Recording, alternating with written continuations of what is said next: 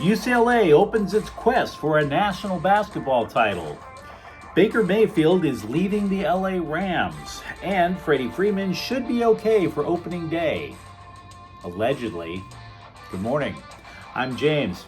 This is your daily dose of sports and snark for the greatest sports city in the world, Los Angeles. This is the faithful Angelenos morning report for March 16th, 2023, and I'm going to be honest with you. These graveyard shifts have me dragging, so I'm trying to stay awake. I'll be heading home to the wife, but until all that goes down, let's talk a little LA sports. If you like the content that we put out, clickety-clack the like button. Clickety-clack the subscribe button. There's a notifications bell. Hit that. It'll let you know when we drop new content. Sharing is caring. Let people know we exist. And yeah, comments. It's how I'm going to be able to stay awake, I would hope. So before we go through the news and notes, a look at the scoreboard. Give me a little time. I got some things I want to get out of off my system here. Look, I like Darvin Ham, but at least 3 times in the last week, he has clowned his team, the Lakers, for a lack of urgency. And they lost last night to Houston, 114-110. Coach, you're the one who decided not to play Anthony Davis, a healthy Anthony Davis. You can't talk crap about your players having a lack of urgency if you don't have the sense of urgency to play your best player when he's healthy, despite the fact that it's back-to-back. I'm not saying you should lose your job, but you're pointing the finger at the wrong group, pal. Just letting you know. Meanwhile, Stephen Curry dropped 50 points on the Clippers, but to the Clippers' credit, they withstood that storm. 134-126 over Golden State.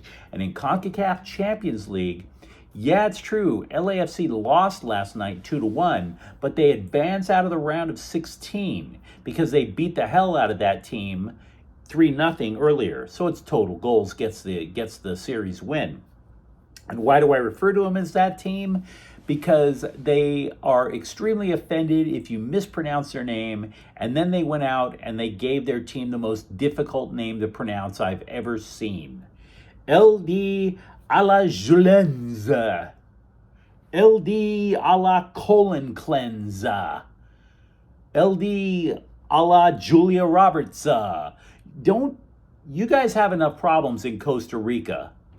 Don't tell me that you're going to get offended over people mispronouncing your team name if you give it the most ridiculous name possible. So go back to Central America and try to play better next year. And simplify your team name.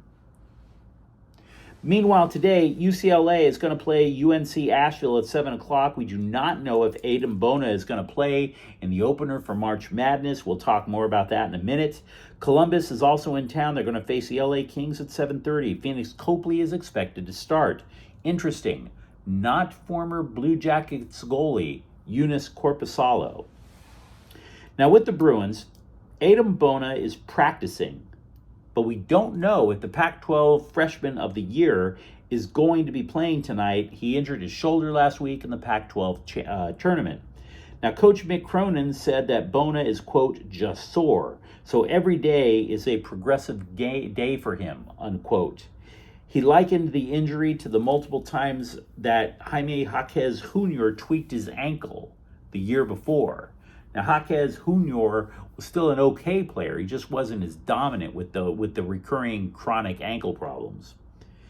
But of course, Jaquez Jr., not a problem with his feet or ankles this year. He was named to the AP All-American second team, and Tiger Campbell was an honorable mention. Jaquez is the first Bruin to earn that honor since Lonzo Ball in 2016. He's also in the running for the Naismith Award, the Wooden Award, and the Irving Award. Now, you might have noticed so far that I am not talking at all about strategy in tonight's game. And there's a reason for it. I don't believe there is a chance in hell that UNC Asheville is going to win. They're an inefficient team. UCLA is a determined team and more talented. I don't see it happening, so I'm not going to break down strategy. What I can tell you, though, is that LA Times chipped in and suggested, we've been talking about how the reporters see how far the Bruins are going to go, right? They suggest that the Bruins are going to be okay, but will need Bona if they get to the Sweet 16, because they forecast the Bruins will play Gonzaga, and it would be Bona who would match up against Drew Timm. Having said that, the paper forecasts that UCLA will fall in the Elite Eight. Now, as for USC basketball, I might add, the Times believes USC is going to fall in Michigan State in their first round match on Friday morning. One other Bruins note to get to. There is a final AP poll before the NCAA tournament.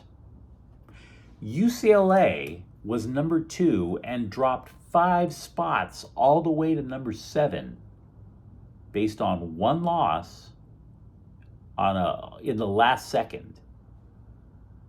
That's a bit harsh, don't you think? So anyway, the quest for a title for the Bruins begins anew today. Now, Baker Mayfield, to his credit, he got exactly what he wanted out of the Rams, just like the Rams got what they wanted out of him. Mayfield was looking to revive his career, man. I mean, that electroencephalograph, that beep, beep, beep, it wasn't totally flatlining, but it was pretty damn close. And in addition to that, the Rams just wanted to have somebody under center who was not named John Wolford. So it was a marriage of convenience, and Mayfield has picked up a 1-year, $8.5 million deal with the Tampa Bay Buccaneers. Now, don't get me wrong. Mayfield put himself in a very awkward situation. He's the guy to replace Tom Brady. That's not optimal, but he's going for it. The only other quarterback the Bucs have on their roster is Kyle Trask, who is a third-year guy. I don't even know if the guy's played in the game yet.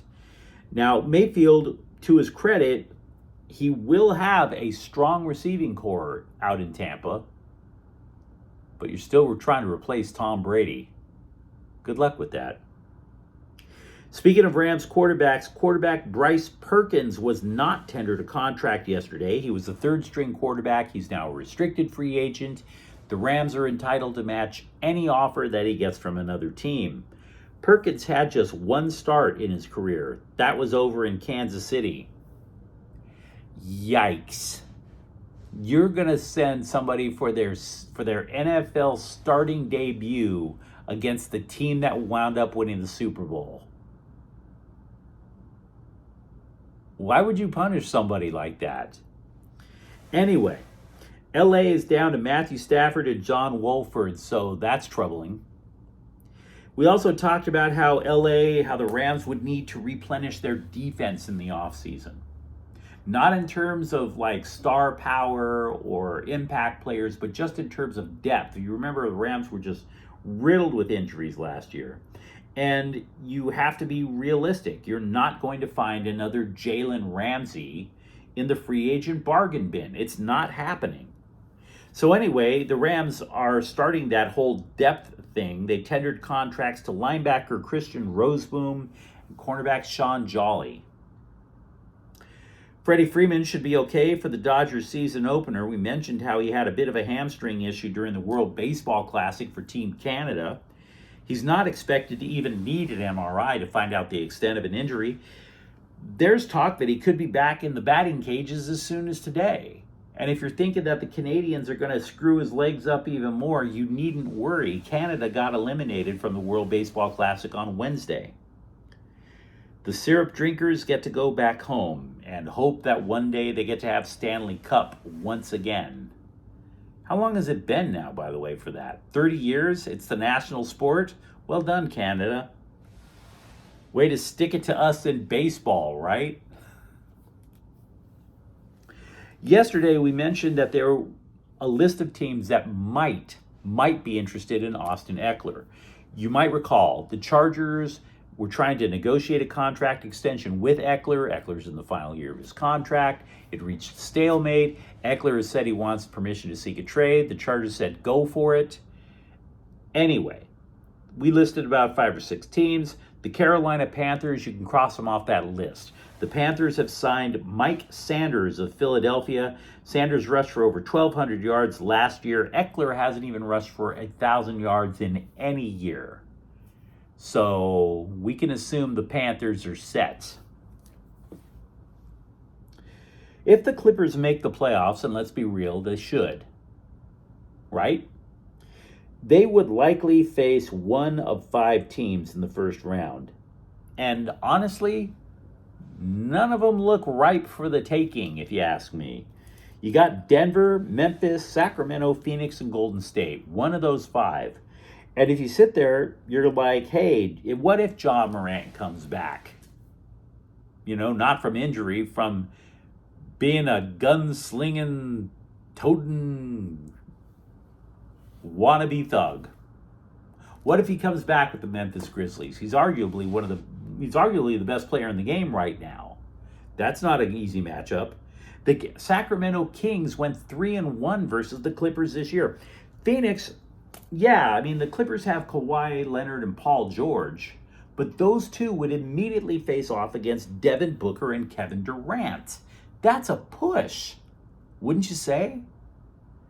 You go and play Denver, yeah, great. Now you're facing off with Nikola Jokic, and we already know about Stephon Curry over at Golden State. So don't get me wrong, I'm not saying the Clippers are destined to fail, but those are some tough matchups. So I read something interesting in the LA Times. Former Bruins quarterback Dorian Thompson-Robinson, he wants to be in the NFL really bad. So for UCLA's pro day, he goes to the NFL scouts and he's like, look, I'll be happy to perform drills that would show you guys that I could play other positions beside quarterback. And the scouts, to their credit, said, no, we want to see how you throw. And I got to tell you something, that's really intriguing. Because I'm the furthest thing from a social justice warrior. But for decades, what was the knock that you never heard official NFL people say it, but it was kind of implied that black men couldn't play quarterback and should use their physical skill set as wide receivers or running backs. You remember that? A lot of them were, basically hung up playing quarterback. The insinuation, although again never stated, was that maybe, just maybe, they didn't think black quarterbacks were enough of a leader, smart enough to run an NFL offense. Now, obviously, we know that's not true, but it's a stereotype that had to be defeated. Has it been defeated enough if a guy is like, look, I'll even try out a wide receiver, and they're like, no, we think you're a quarterback. Go under center, show us what you got. I think that's terrific. Dorian Thompson-Robinson has to sink or swim as a quarterback. I think that's progress. You tell me. We mentioned the Kings earlier in this clip, and who is probably in net tonight. Now, regarding the Kings goalies, we all miss Jonathan Quick. We all were hopeful for Cal Peterson. They're both gone. And LA is yet better in net all of a sudden. The combo of Copley and Korpisalo have combined for some analytics number, 4.79 goals saved above average. Now, according to the analytics nerds, that's pretty good. But I can give you something a little better, or a little more accurate. The last 20 games in the NHL regular season, defenses tighten up in preparation for the playoffs. The Kings have not allowed more than 2 goals in a game for the last 6 games. Now, that's a small sample size. I will give you that. But it does show that the Kings are tougher to score against. According to Coach Todd McClellan, quote, we needed 2 goaltenders. You rarely get through running one, regardless of what happens. Injury, fatigue, score, momentum, unquote. So yeah, they're basically admitting it. They needed to get Korpisalo, and they needed to move on from Jonathan Quick and Cal Peterson, as ugly as that news turned out to be.